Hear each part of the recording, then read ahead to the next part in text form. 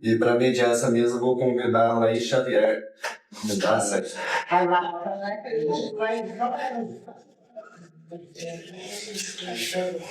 Quero ver agora você digitar a palavra das pessoas. Isso. Mas eu tô aqui mediando. Opção da boa.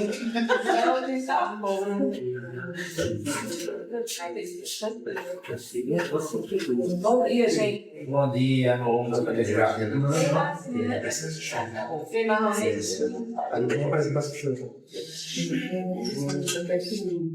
Roberto, esses slides vão passar pra gente? Por favor, Eu acho que a gente parece, né? Com certeza. Números das defesas, né? Eu tenho que conversar e mostrar essa questão da diversidade de forma mais clara. Eu posso, inclusive, compartilhar os estudos completos, mas tá tudo lá no site da Brascom, viu? Tá no site da Brascom candidato? Todos. Maravilha, mas vale a pena aí. Com certeza. Eu queridíssimo anfitrião Ives. Eu posso pedir uma coisa para você na próxima pessoa que jantar?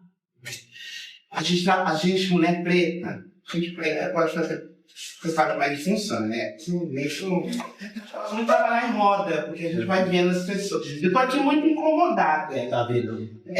Eu consigo, na próxima, não agora, mas na próxima, que isso faça em roda. A gente tem, inclusive, uma sala aqui ao lado que a gente chama de uma sala de treinamento.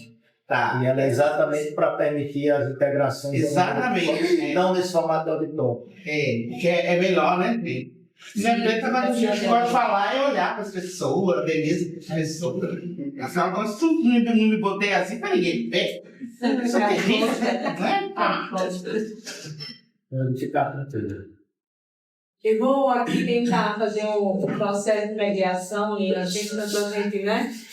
Eu queria fazer uma provocação primeiro para quem está aqui no painel, Roberta, para os dados muito prudentes, que talvez a ascensão, a chegada da diversidade nos espaços tecnológicos, ela está chegando de alguma forma, até porque a nossa área é uma área que está tendo maior visibilidade, ela empodera financeiramente, pode tirar mais as pessoas em situação de vulnerabilidade, mas de um espaço de crescimento, e aí você mostra que a maioria das pessoas que estão nesse espaço de diversidade, elas estão ocupando ali cargos que talvez não dê ascensão, de fato, o desenvolvimento numa carreira de forma grande. E aí, nessa provocação, eu abro o painel para dizer que existiu aí um processo de apagão, um processo educacional, desenvolvimento e produção científica no nosso país há pouco tempo,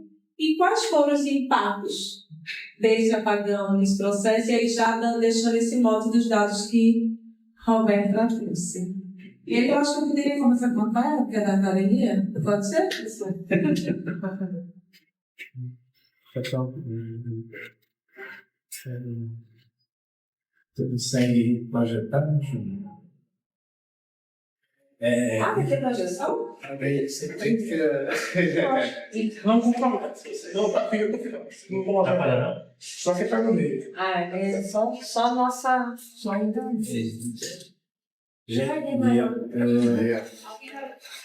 também.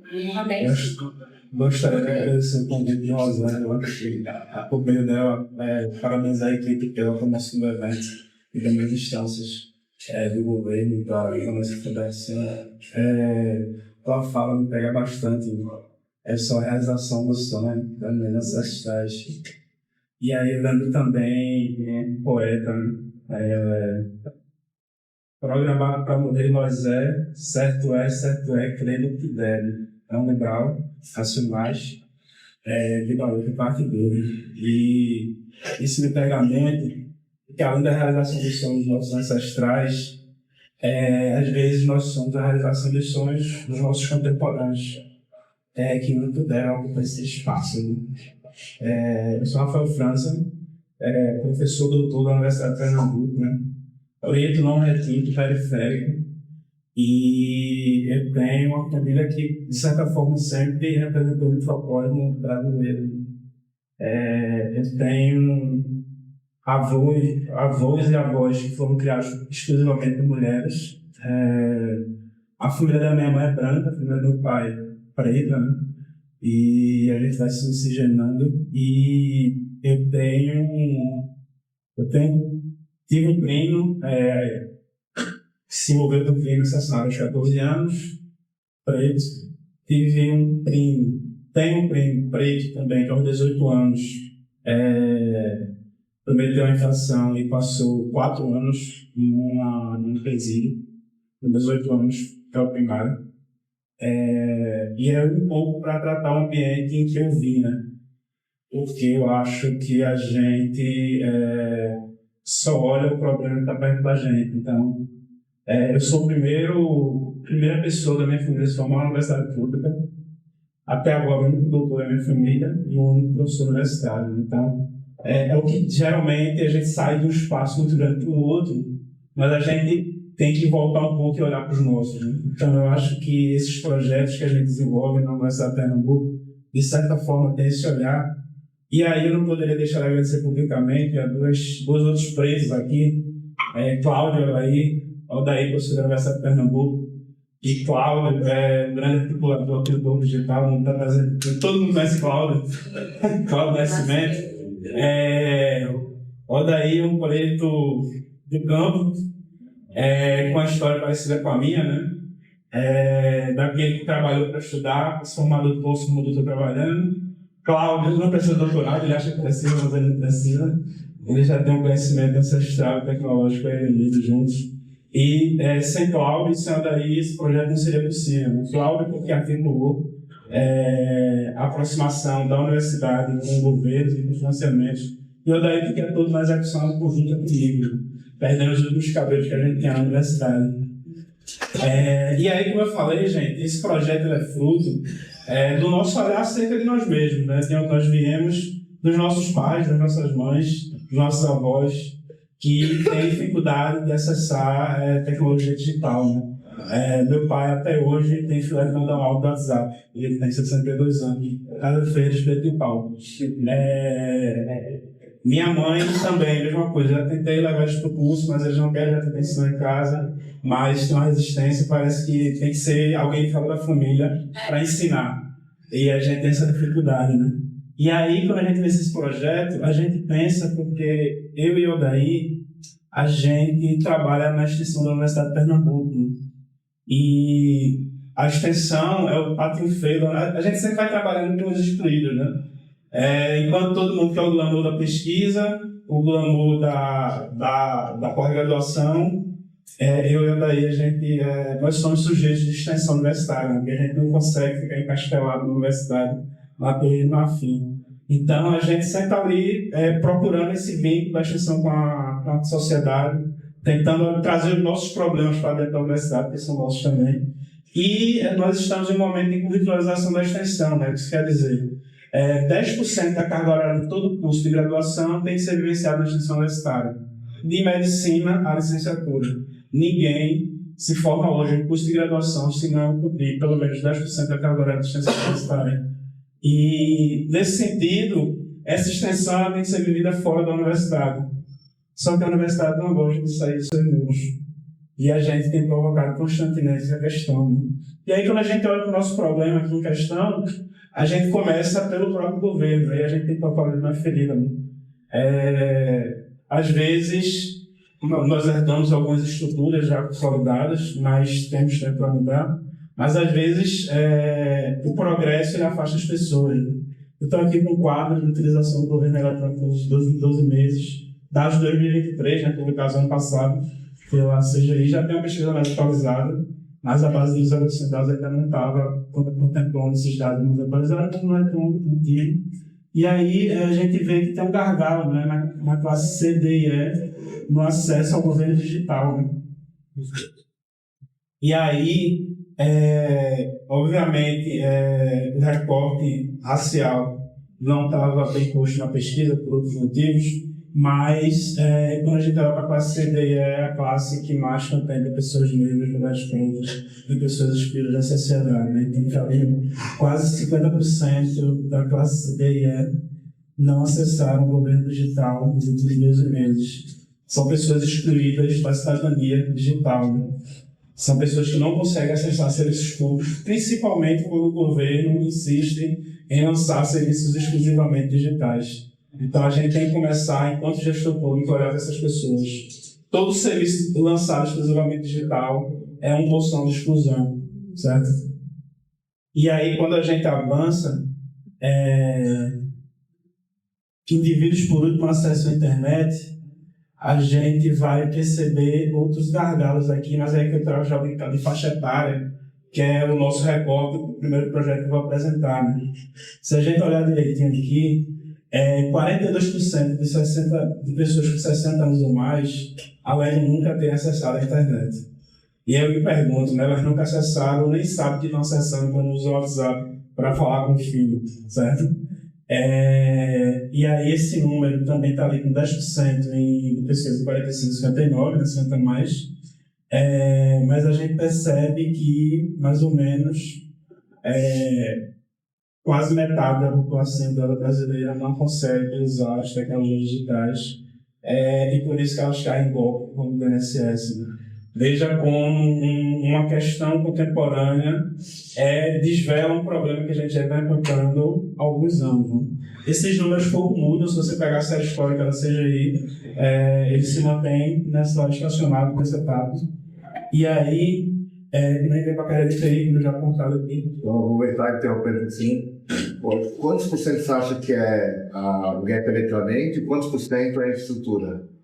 Isso é um desafio para a gente. Inclusive, teu ponto é bom, porque quando a gente fala de exclusão, a gente fala de exclusão do acesso à tecnologia, do acesso à rede, e principalmente depois do letramento digital necessário aos sistemas. É uma boa pesquisa para a gente fazer, inclusive provocar o CGI para tentar conseguir levantar esses dados de forma quantitativa. Né? Mas perceba que é difícil de você saber se é a dificuldade de acesso, porque hoje o celular é a TV do século passado, ou seja, eu dividi 24 vezes mais do que um celular. Até porque você não vira consumidor se você não tiver celular no dia, né? Você não consome mídia, você não consome produtos, você não consome serviços. Então é o interesse que esses aparelhos sejam acessíveis, eles se tornam acessíveis. Mas é uma pesquisa que a gente precisa pontuar tanto o acesso quanto o letramento para usar. Mas do público que a gente tem recebido, para você ter ideia, a gente não tem dificuldade de resolver isso em qualquer comunidade periférica, porque todas as pessoas idosas que chegam ao curso têm celular. E os que não têm acabam comprando com menos de 15 dias um mês de curso. Então, é um aparelho que é acessível, principalmente levando em consideração que as pessoas idosas possuem uma renda mínima, mas possuem. Então, eles conseguem separar uma parte dessa renda para adquirir um dispositivo quando eles não têm. Mas, hoje, mais de 90% dos nossos participantes já chegam ao curso com telefones celulares, inclusive aparelhos celulares a Então é eletrônico mesmo, né? Tendo maior ou menos banda, ele já está conectado. No meu microcosmo, literalmente. Não sei em outros microcosmos, por exemplo, comunidades quilombolas, indígenas, que o acesso à infraestrutura se torna mais difícil. Por exemplo, internet. A internet manda larga é um gargalo em vários apagões do território brasileiro. Então, tem essa dificuldade. E aí, quando a gente vai para as carreiras de TI, que vocês já falaram aqui, né? Dados aqui do Talents Group do ano passado, 86% são homens, no universo amostral de 360 entrevistas. Então, nas carreiras de TI, 86% de homens, 12% de mulheres, 2% não declarados. E raça, obviamente, 73% de pessoas brancas, né? 20% pardos, 4 negros e 3,9% mulheres. Então, veja que os indicadores de exclusão, eles vão se reforçando e vão pegando de uma ponta a outra da sociedade brasileira. Desde o idoso excluído digitalmente até os jovens e jovens adultos que estão entrando no mercado de trabalho da área de TI. Então, a gente tem essa dificuldade. E aí, obviamente, além desses problemas, e lembrando, somos 2 professores de licenciatura, né? Odair, pedagogo, formado em História, acho que com pesquisa na tecnologia educacional. A gente, como é que a gente pode promover justiça social e inclusão digital para essas pessoas que muitas vezes são analfabetas, né? Dia 17, dia 18 de junho, a gente vai para Brasília falar com o Ministério da Educação sobre esse projeto. A gente vai levar uma idosa participante que é analfabeta, aqui da comunidade brasileira teimosa, na Zona Sul do Recife. e ela fez o curso de letramento digital e conseguiu desenvolver várias competências digitais mesmo sendo analfabeta. E aí eu peguei esse relato ontem e, obviamente, é difícil a gente se emocionar, né? E aí, em 2023, a gente fez esse piloto lá no Alto Zé do Pinho, que é uma comunidade, um bairro, uma favela muito cultural aqui da Zona Norte do Recife. Vocês provavelmente, se alguém conhece do Golpe em Gol, conhece a comunidade Voz, né? Que foi criada no Alto Zé do Pinho, o Maracatu Estrela Brilhante, campeão. Igaraçu. De Igaraçu. E que chega, mas Igaraçu chega lá depois no Alto Zé do Pinho. Depois passa por Campo Grande primeiro, depois chega e no Alto Zé do Pinho. Campeão do nosso carnaval do Maracatu esse ano. E aí, eu gosto dessa primeira foto que ela é emblemática, né? Tá aqui Rita, uma estudante de enfermagem, certo? A nossa equipe é interdisciplinar. Não é só estudante de licenciatura, não é estudante de TI. Na verdade, nesse grupo de estudantes aí que vocês estão vendo, só tem 2 estudantes de TI.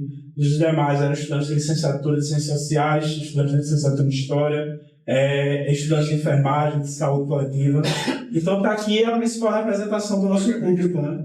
Uma mulher idosa, negra e periférica, tendo ali um curso, uma prática de uso de celular, né? E emblematicamente a gente trabalha em círculos, que a gente tem o Círculo de Cultura de Paulo Freire. E essa foi a experiência que a gente desenvolveu em 2023, na qual a gente, com recursos da FACEP, nós fizemos em 14 polos do estado de Pernambuco, de Petrolina a Recife. A gente é meio guerrilheiro, a gente reconhece. A gente, às vezes, faz mais coisa do que a gente deveria. Mas, enfim, em 2024, a gente escalou com o apoio do Ministério da Direitos Humanos e Cidadania e a gente fez um projeto de extensão universitária, novamente, né, com estudantes. Uma pesquisa aplicada para o desenvolvimento de uma política pública de inclusão digital, certo?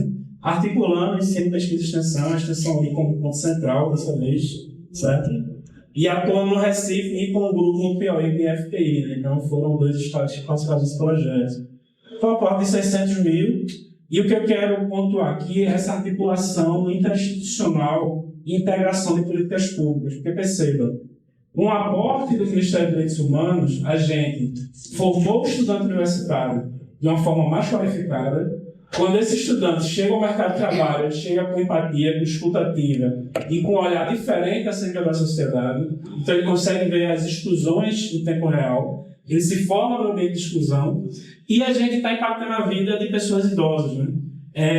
A CEPT e a FACEP do Estado financiaram a pesquisa inicial em 2003 e a Prefeitura do Recife cedeu os espaços, né? Então, nós trabalhamos com os compais, que são núcleos de assistência social e cidadania, que estão entranhados dentro das comunidades do Recife, dos bairros do Recife, né? Principalmente os mais vulneráveis. E a Casa da Mulher Marca Almeida, ali no centro, perto da gente, que é uma política pública ofertada exclusivamente para mulheres. Né?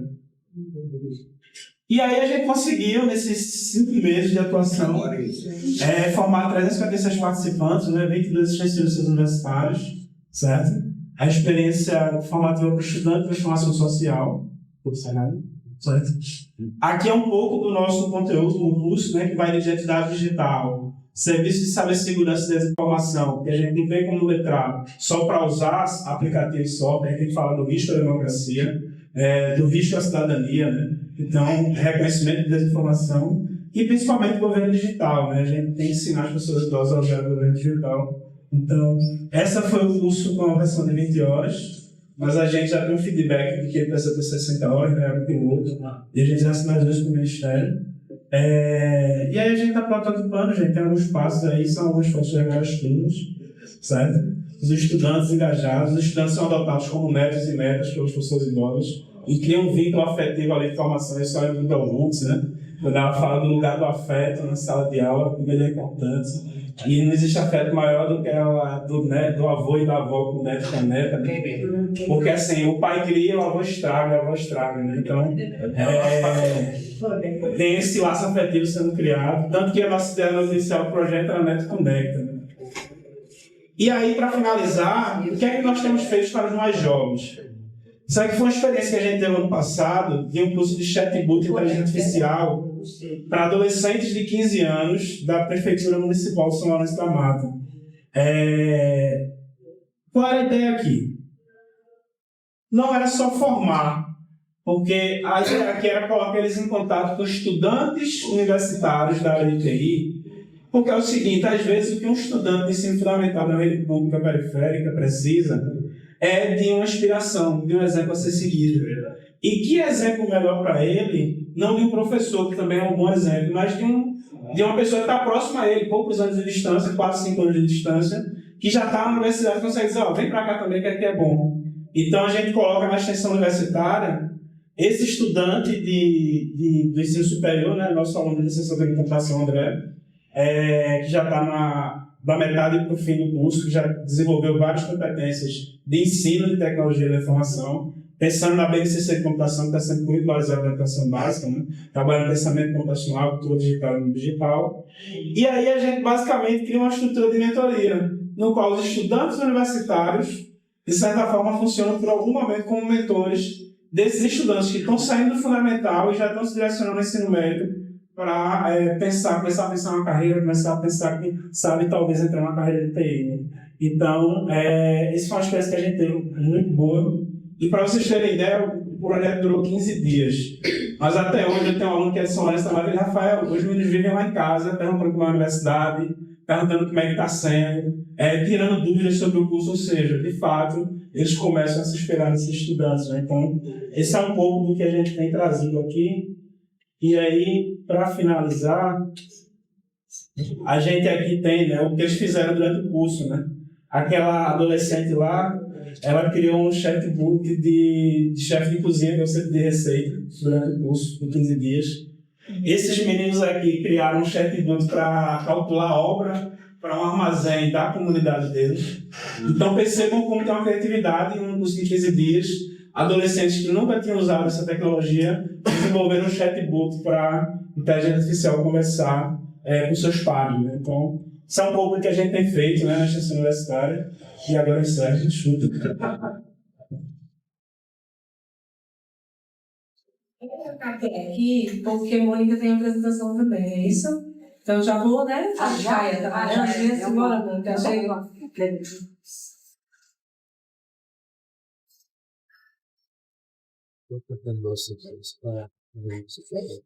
Então a gente vai fazendo, né? Deixa eu só me localizar aqui nessa parte. Então, a discussão aqui da nossa visão é trazer um pouco essa construção do que a gente entende como equidade racial, né, no trabalho, como a gente vai alcançar isso. A gente precisa estar olhando aquilo que avança, né, aquilo que cria possibilidades para, de fato, a gente construir política pública que dê condições de alcançar um pouco até a experiência que o Rafael trouxe aqui. Né? Você une gerações, você democratiza um espaço que, de fato, constrói inclusão. Eu queria começar por algumas questões que comprometem a sociedade brasileira e, claro, né, os Estados-membros da ONU que ratificaram, né, tem um compromisso com os Objetivos de Desenvolvimento Sustentável, que tem uma perspectiva de metas até 2030, ou pelo menos era, né, até 2030, quando da assinatura, né, o Brasil é signatário. Nós estamos em 2025. Né? Então, o processo é hércules para a gente alcançar não só as 17 metas, né, que estão estabelecidas, os 17 pontos aqui, né, os ODS, como a gente chama, dos Objetivos do Milênio, quanto também as mais de... tem algumas aqui, eu vou falar exatamente da 8, que trata do trabalho decente, né, e crescimento econômico. Só essa meta aqui, esse ODS, ele tem mais de 67 metas para serem alcançadas. Né? Infelizmente, pelos retrocessos recentes que a gente também viveu do ponto de vista de política pública, né, de implementação, particularmente dos compromissos dos tratados internacionais que o Brasil viveu, a gente não só estagnou, como a gente retrocedeu em 67% das metas, né, isso com dados, né, a gente pode alcançar isso ali pela ONU Brasil, né, pela OIT, Organização Internacional do Trabalho. E para mim, né, e Rosângela sabe disso, o ponto central dessa discussão para mim é o trabalho decente. Então, você não pensa o desenvolvimento e o crescimento se isso não tiver traduzido em trabalho decente às pessoas. Né? Então, essa meta, ela clarifica, né, essa palavra não, ela amplia, né, a visão do setor econômico, para o setor público, daquilo que a gente precisa construir enquanto ambientes seguros, democráticos, de valorização, né, dessa carreira profissional que todas as pessoas, sejam elas brancas, pretas, pardas, indígenas, quilombolas, precisam ter. Ou seja, todas as pessoas, o trabalho digno, ele é um direito dentro daquilo que exerce a nossa cidadania. Então, a agenda do trabalho decente, ratificada pelo Brasil e recentemente no pacto, né, repactuado o Brasil novamente para o pacto do trabalho digno, salário digno, que o presidente Lula assinou, inclusive junto ao governo americano, à época Biden, né, repontua novamente esse debate, especialmente no sistema público de emprego brasileiro.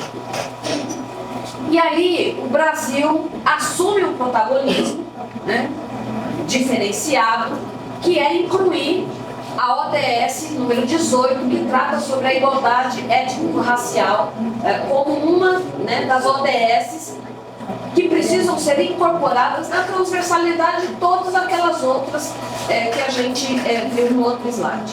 O que a ODS 18 diz? Né? Ela diz que, deixa eu ver aqui, também é conhecido como Objetivo de Desenvolvimento Sustentável para a Promoção da Igualdade Étnico-Racial, uma iniciativa voluntária do Brasil para a Agenda 2030, com o objetivo de enfrentar o racismo e as desigualdades que enfrentam especialmente os povos indígenas e a população negra. Este novo ODS busca ampliar os Objetivos de Desenvolvimento Sustentável para incluir a igualdade racial como um tema central nas políticas de Estado. Ou seja, de novo, a gente olhando aqui para aquilo que precisa ser garantido dentro da política pública, essa centralidade da pessoa humana, né? E obviamente aqui nós estamos fazendo um recorte de raça, particularmente de gênero e raça, porque a gente sabe, quando vai olhar os dados, né, e Roberta também trouxe isso aqui, como isso se distancia cada vez que você vai fragmentando os acessos e como as pessoas acessam o mercado de trabalho, o serviço público, né, a universidade ou mesmo a escola pública. Então, se a gente precisa construir essa estratégia, nós vamos olhar que mundo em transição é esse, né? Como é que se coloca a inclusão produtiva nesse mundo do trabalho em transformação e coloca o futuro do trabalho e o trabalho do futuro como parte central da reflexão que a sociedade precisa fazer. Então, se a gente olhar um pouquinho pelas tendências, né, nós vamos falar aqui, vamos identificar as mudanças no padrão de globalização. Nós estamos vivendo um processo de desindustrialização, um processo inclusive de desglobalização, né? Quando a gente teve a pandemia, nós vimos o caos que foi, né, especialmente para setores fundamentais aqui de apoio à população, o sistema de saúde, por exemplo, que ficou inclusive sem equipamento, porque a gente não tinha os produtos aqui no Brasil. O Brasil tem um problema seríssimo do ponto de vista de produção de especificidades, por exemplo, vou dar na parte eletrônica, né? Semicondutores, por exemplo, é algo do qual nós dependemos de exportação para poder produzir isso aqui. Isso tem a ver muito com aquilo que a gente está falando da cadeia digital. A cadeia digital ela não é por si só um pensamento, né? Ou uma linha, uma construção conceitual. Ela vai precisar de ferramentas e equipamentos que são produzidos na indústria. Não há como desconectar isso, né? Daquilo que a gente precisa desenvolver enquanto... Se o Brasil não é mais... E agora volta, né, com a discussão da nova indústria brasileira. O Brasil perdeu esse mercado, né? E quando ele perde esse mercado, não é por ator, né? Não é por acaso. Há também uma discussão muito forte de como é que você subdivide esse processo de desglobalização em que os territórios, alguns vão produzir inteligência, propriedade intelectual e outros vão só consumir, enquanto outros vão ter só suas riquezas expropriadas, né, da sua origem. As mudanças demográficas, e aí eu acho que o Rafael também falou bastante disso, no caso do Brasil, nós estamos ficando uma população que está envelhecendo.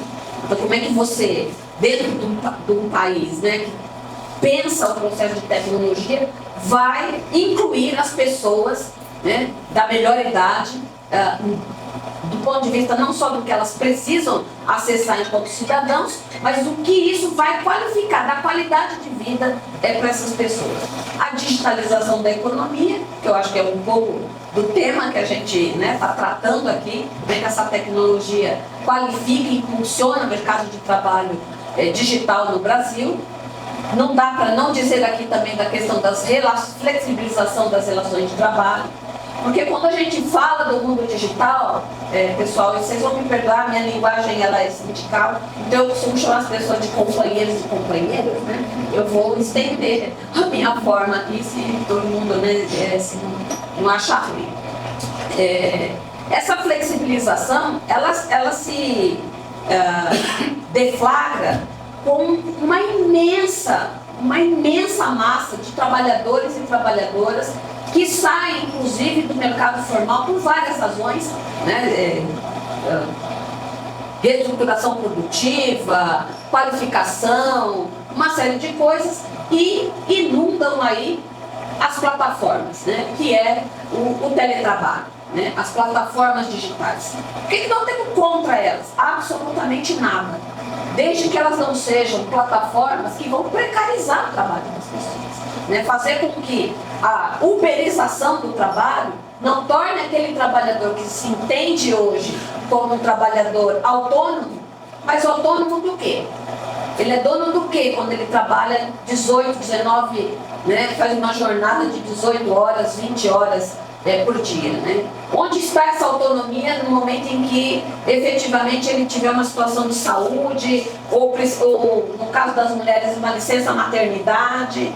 Onde é que fica a relação de autonomia e independência que esses espaços, né, fantasiosamente dão para as pessoas? Então, a flexibilização das relações de trabalho permitiu que esse espaço, que poderia ser um espaço com mais qualidade, né, qualitativo de pensar a geração de trabalho e renda, outro espaço moderno de exploração dos trabalhadores e das trabalhadoras, né? Mudanças climáticas, óbvio, né? A gente está vivendo uma realidade que muda completamente o comportamento social e econômico do mundo, né? E nós vamos ter o mundo com os olhos voltados para o Brasil esse ano, com a COP30 aqui, né? A gente está discutindo descarbonização, economias verdes, empregos verdes. A digitalização, inclusive, é um daqueles que são denominados como empregos verdes, né? Mas como é que isso vai de fato, ou como isso de fato tem impactado na vida das pessoas que não acessam essas estratégias, né, do que é chamado aí de empregos verdes? E as mudanças de padrão de consumo, né? É importante a gente trazer isso também, porque além, né, de hoje, se eu quero comprar, eu compro por aqui, se eu quero pagar minhas contas, eu pago por aqui, eu faço assembleias por aqui, eu faço chamamentos por aqui, eu posso fazer 1 milhão de coisas a partir dessa ferramenta aqui hoje, né? Mas essa ferramenta, ela também multiplica outros comportamentos das pessoas, né? No uso da saúde, da beleza, do que eu compro, se isso tem a ver com o trabalho escravo, se isso, né? Nós temos, eu não vou falar o nome, né? Mas a população toda, considerando também toda a população que também chega junto ao mercado de trabalho, né? Precisam também ser absorvidos. Então, aí a gente vai olhar um pouquinho para essas economias emergentes, né? O que se chama aí de carreiras do futuro. A economia digital, que é o tema aqui, a economia verde, que olha para as condições aí que vão fazer com que a tecnologia alcance basicamente todos os setores da economia brasileira e global. A economia do cuidado, aqui novamente, é uma economia cada vez mais crescente dentro da questão da demografia. Economia prateada, alguém sabe o que é a economia prateada? Sabem, né? Exatamente, somos nós, os 50 a mais. Né? E aqui ela está, na verdade, como uma economia olhando para o público. É um público que demanda todos esses serviços que a gente está falando aqui, de saúde, de educação, de moda, de cultura, de arte, de turismo, né? Um universo enorme, né, que pode ser explorado do ponto de vista de negócio, né, para que essas pessoas possam alcançar esse tipo de trabalho, de benefício. E a economia criativa, né, que envolve aí a arte, né, a cultura. Aqui eu faço um recorte, minha companheira Alciele não está aqui, né, mas a gente inclui aqui na economia criativa, né, não só a arte, mas também aquela que produz toda a potencialidade e vocação artística do nosso povo brasileiro. Nós estamos, inclusive, numa terra tem um dos maiores artesãos, né, que é o mestre Vitalino, né, que eu conheci a obra dele, né, e eu sou apaixonada por esse tipo de obra. Vim muitos anos aqui naquela atividade na feira da FENEARTE, que é realizada aqui em Pernambuco, e como a gente vê a capacidade do nosso povo. Então, portanto, a economia solidária e social, para nós que defendemos as alternativas de geração de trabalho e renda, também cabe aqui dentro da economia criativa, né? Do ponto de vista dos trabalhadores e trabalhadoras. Nós estamos falando, né, de um mundo em transição, onde a tecnologia muda tudo, né, como eu já disse aqui. A gente agora é reconhecimento de voz, inteligência artificial, realidade virtual. Eu queria agregar aqui, né, especialmente para tanto ao embarque digital quanto ao corpo, quando a gente está falando de formar esses jovens, são jovens que vão alimentar e vão dar a essência daquilo que a gente está chamando hoje como inteligência artificial, né? A inteligência artificial, por si só, ela é um processo de disruptura, né, daquilo que a gente vivia enquanto sociedade e do que a gente vai viver agora. Mas quando a gente faz o recorte racial, gente, nós vamos ver uma inteligência artificial, do ponto de vista, por exemplo, da cibersegurança, em que jovens pretos, né, das periferias do mundo inteiro estão sendo vitimados, né, por aquela câmerazinha que não consegue fazer a identificação, né, do ponto de vista facial das pessoas pretas, e coloca todo mundo dentro de uma condição ali de criminalidade, né, de marginalidade. Existem países como a Inglaterra, por exemplo, que vai banir, né, a identificação por inteligência artificial, que são vinculadas, né, ao sistema de segurança pública do país, justamente pelas injustiças que tem incorrido sequencialmente, né, prisão de pessoas inocentes, né, a partir de uma identificação pela inteligência artificial. Então, os desafios que a gente tem precisa primeiro compreender que inserção no mercado de trabalho não significa inclusão e igualdade de oportunidades. Então, o mercado, né, 6% de desemprego que a gente está vivendo hoje, tudo bem, né? Estamos entrando numa era onde tem emprego para todo mundo. Só que não, né? Tem emprego, mas que emprego? Qual é o emprego? Em que condições essas pessoas estão empregando? Elas de fato estão tendo igualdade de oportunidades quando elas são inseridas nesse mercado? Lógico que são questões que não adianta, o emprego por si só não responde a essas questões e precisa responder. É necessário que se responda.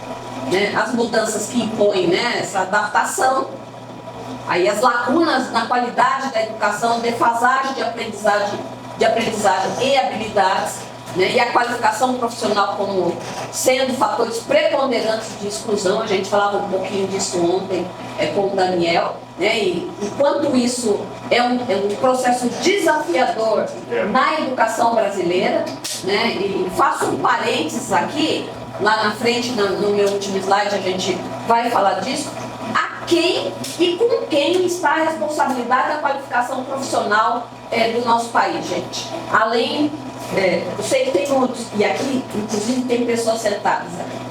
Mas na preponderância de massa é o sistema S hoje que cuida disso, né? Não só pelo seu autofinanciamento, mas com recursos públicos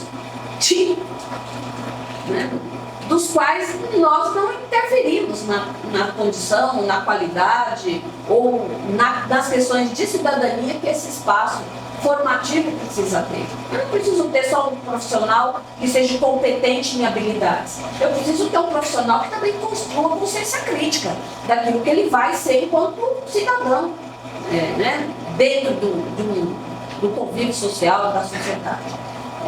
E as desigualdades sociais e econômicas como fator de exclusão, né, sistema estrutural, sobretudo, como eu já falei, no recorte de gênero e raça. Né. Vamos aqui. O que eu queria trazer como parte daquilo que nós estamos fazendo aí como movimento sindical? Né? Aqui, dentro do Conselho, eu represento a Organização dos Trabalhadores. E aqui, essa proposição aqui não é da minha organização especificamente, ela é uma proposição construída com as 6 principais centrais sindicais brasileiras, né, que estão fazendo um debate dentro da nova NIB, mas também trazendo esse debate para dentro do Conselhão. Nós procuramos discutir isso com todos os setores econômicos, não só nós estamos fazendo isso com a indústria, nós estamos fazendo isso com o setor financeiro, e a gente também quer fazer com o setor de tecnologia, vamos fazer ele também com o agro, vamos fazer com todos os setores, porque fazer o debate é necessário. Se querem estar junto, é uma coisa, se não quer, a ideia é que a gente possa fazer e trabalhar com quem está comprometido com parte daquilo que a gente entende como importante nesse debate. Portanto, a formação e qualificação profissional, que é a institucionalização de um sistema nacional de reconversão profissional, ampliação de vagas em cursos técnicos e tecnológicos, um programa de formação setorial com certificação rápida e estímulo à formação dual. No ponto 2, o trabalho decente, como a gente já disse aqui, trazer isso como condicionalidade trabalhista em políticas de fomento industrial e em todos os demais setores da economia também, porque o que acontece? As pessoas, né, o camarada vai lá, pega recursos do BNDES, né, milhões e milhões de investimento, e qual é a contrapartida social de trabalho decente que a gente precisa ter nisso? Acho que isso precisa estar correlato na discussão, né? O mapeamento, né, dessas condições de trabalho. Nós estamos fazendo a incorporação do mapeamento ocupacional nos instrumentos de planejamento, então é um apoio do DIES, está fantástico esse trabalho, ele linka, né, o CNAE com a CBO, olhando para a questão das profissões, então é um trabalho que está disponibilizado, né, e claro, valorização aí dos setores invisibilizados da cadeia produtiva. A gente entende a tecnologia social como, a partir de uma equidade, como tomada de decisão. Primeiro é uma tomada de decisão política, né, do setor privado, no caso aqui a CESP, que está dando, né, a sua contribuição, está fazendo a provocação, né, os companheiros aqui da Brascom, enfim, aquilo que abre esse debate, né, aquilo que o governo brasileiro precisa fazer. E, claro, as instâncias desse Estado também, tanto o Estado quanto o município, precisa ter uma interligação e uma correlação dessa transversalidade de política. Não adianta o governo federal definir um caminho se você não tem ali a base disso, construindo e consolidando essa política que tem que chegar na ponta, né, com a sociedade civil e os setores. E agradecer, né, a oportunidade de falar com vocês, porque eu acho que aqui hoje é um espaço para a gente abrir a mente, né? Eu me considero uma analfabeta digital, né, funcional. Eu não sei lidar muito bem com esses equipamentos, né? Eu gosto muito de microfone, vocês já viram, né? Faz parte do meu trabalho. Faz parte do meu trabalho. Mas a gente sabe que quando a gente se junta com pessoas que constroem, que têm não só experiências profissionais, institucionais, mas a sua vivência, né, enquanto pessoa, enquanto mulher, enquanto homem, eu acho que a política nesse aspecto ele ganha. Né? Ele ganha essa humanização que a Rosângela fala, mas fundamentalmente ele ganha engajamento. Então acho que a gente hoje aqui vem buscar experiências para poder construir engajamentos que se amplifiquem, né? E deixa de ser só Pernambuco, para ser São Paulo, para ser Ceará, para ser, né, Rondônia, para ser a Amazônia, o Pará, né, enfim, né, todos aqueles brasileiros e brasileiras que, como eu disse na abertura, não estão numa condição, eles não são nem, né, eles são sem.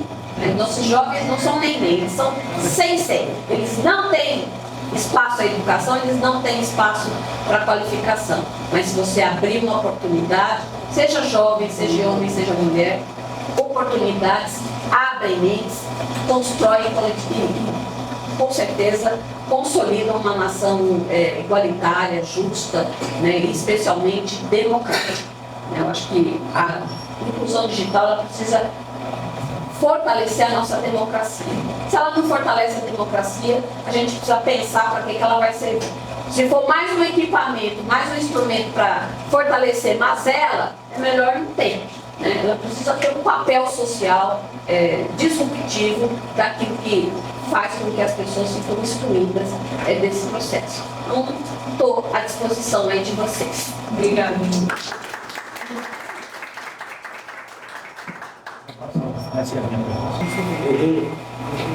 Agora? Onde é que eu deixo comigo? Eu pedi para João passar o vídeo, ele vai tentar colaborar aqui para a gente. Ele tentando recuperar um pouquinho do tempo, a gente começou bem atrasado, né? E aí eu não vou passar a apresentação. A gente tem uma apresentação do fato, mas eu acho que, como eu já falei algumas coisas na minha fala para o nosso painel da abertura, dá para a gente ajudar a economizar um pouquinho de tempo. Veja, eu queria só fazer alguns links aqui com o que Rafael, né? Rafael, prazer, Rafael, de conhecer. Rafael foi colocado, né? E aí, especificamente nessa iniciativa da gente de formação, software Pernambuco.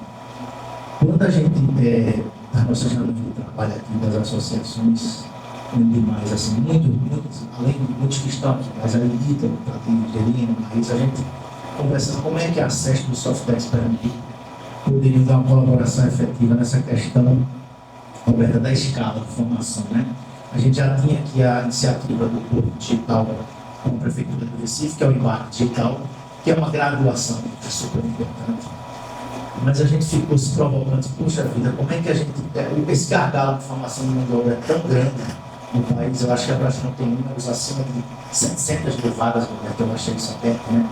Acho que é isso, né? O estudo de 2021 trazia que até 2025 iam ser 700 mil vagas. 700 mil vagas abertas em país. O dado que eu trouxe é de anual. E aqui a gente tinha na época 3.500 vagas abertas que a gente conseguiu mapear nas empresas associadas, né?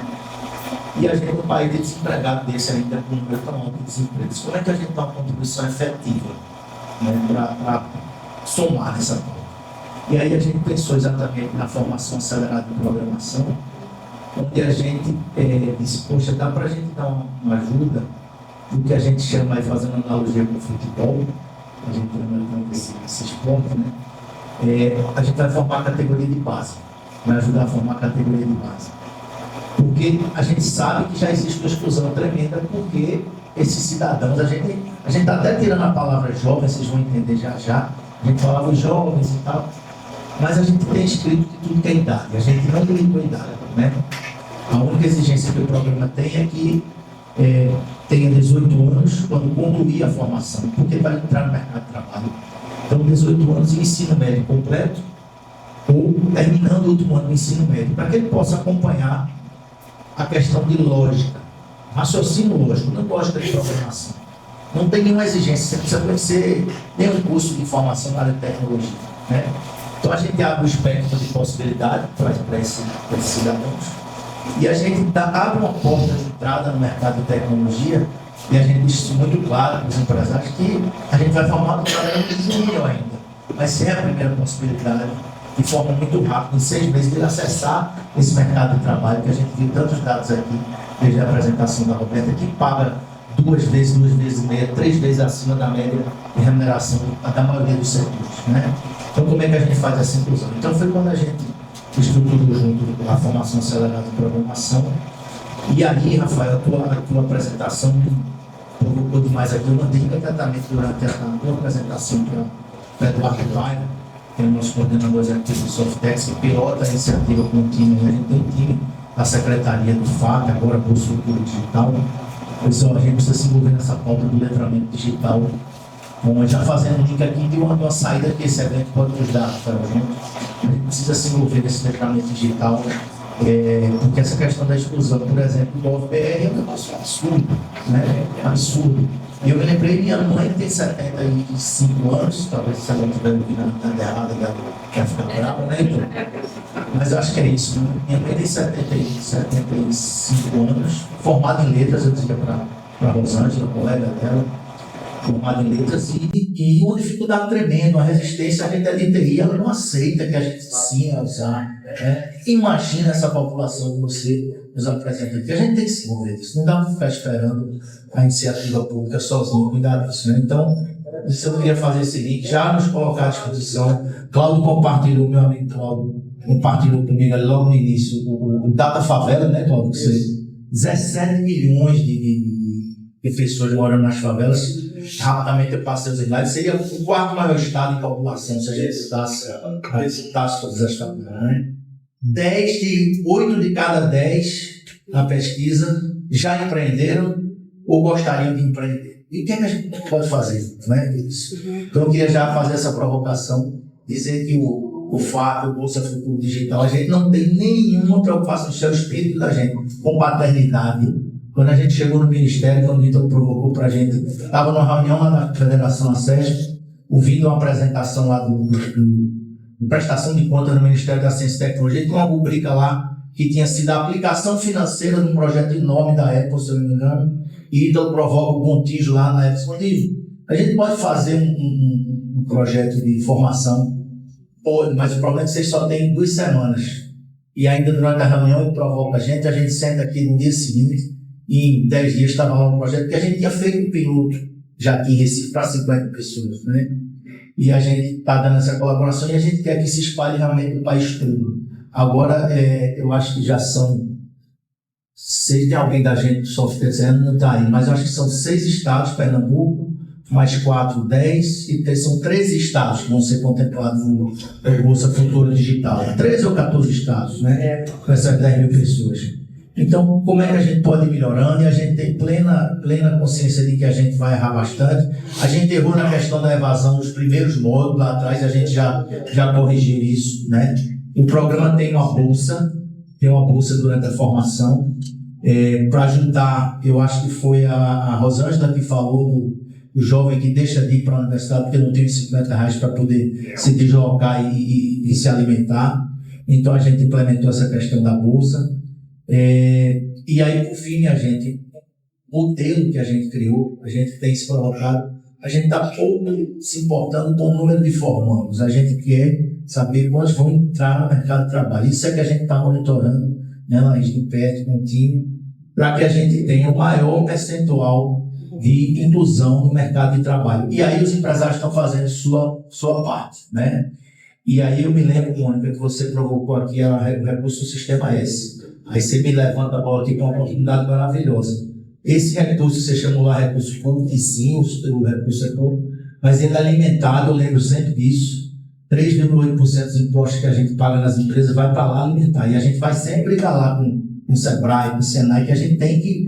Como é que a gente pode, de maneira inteligente, junto fazer esse dinheiro voltar para esse tipo de iniciativa, né? Que o Rafael nos apresentou aqui. Então vamos fazer isso. Vamos apresentar os projetos juntos. O Softex é uma ICT privada, então permite a gente fazer gestão dos projetos. A gente tem 30 anos, a gente foi fundado em 94. Então a gente tem 30 anos de experiência prática na gestão desses projetos e de parcerizar. Rafael tocou aqui na questão das parcerias institucionais. As slides falavam do IF, né, Instituto Federal. Eu tenho o orgulho de ter feito a eletrônica lá na antiga Escola Técnica Federal de Pernambuco, né? Nós fomos contemporâneos lá. E é óbvio que a gente tem que dar o feedback do que a gente recebeu de excelente formação. Os IFs são os parceiros, os principais parceiros da execução do Bolsa Futuro Digital são os IFs, exatamente para a gente aproveitar de maneira inteligente, correta, o recurso público já está disponível, já tem espaço físico. O que é que a gente vai alugar um espaço pagando valor alto que não precisa, que está lá no contrator, esses espaços são disponíveis para o laboratório. Então, a gente está buscando as formas inteligentes de usar bem esse recurso, com parceria, muita gente, né? A gente não teria a menor condição de fazer se não fosse com parceria com muitas instituições, e eu queria encerrar aqui para fazer essas provocações, porque a gente está sempre à disposição. Eu tenho uma dúvida, Isso eu tenho uma pergunta. não está jóia, só encerrar minha fala para poder ajudar aqui no painel. Veja, só conectando, né, aqui a todas as apresentações, a gente tem uma perspectiva de que precisa, de fato, de equidade, a gente precisa de diversidade, como fator de excelência de desenvolvimento de produtos e serviços. A gente vê como é que está o gap, que a gente tem uma entrada, né, de uma diminuição de desemprego, mas tem uma entrada muito rasa ainda. A gente não tem uma ascensão.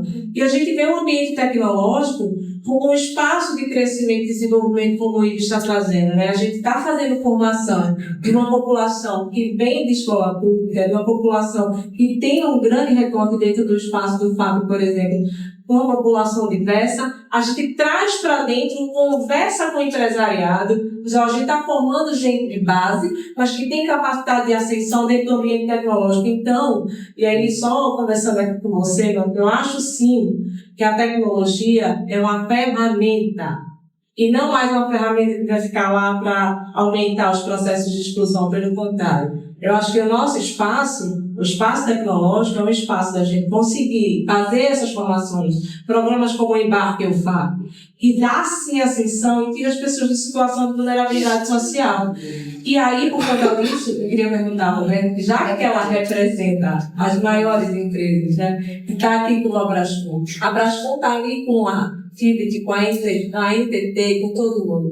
Quais são, de fato, as iniciativas de empregabilidade que você percebe dentro desses ambientes, dessas big tech, dessas empresas maiores de tecnologia, para receber o pessoal do FAP, levando em consideração toda a estrutura que a gente já tem de desigualdade, né? Dentro do nosso, e foi mostrado bem com Rafael, tem iniciativa, tem processo de formação. Você acha que a gente tem iniciativa de empregabilidade dentro desses ambientes empresariais?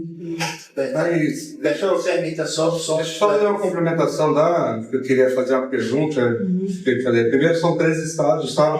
3 estados divididos em 3 ICTs. Pernambuco está com Goiás, Maranhão e Pará. Paraíba, Pernambuco e Rio de Janeiro, com vários institutos técnicos federais.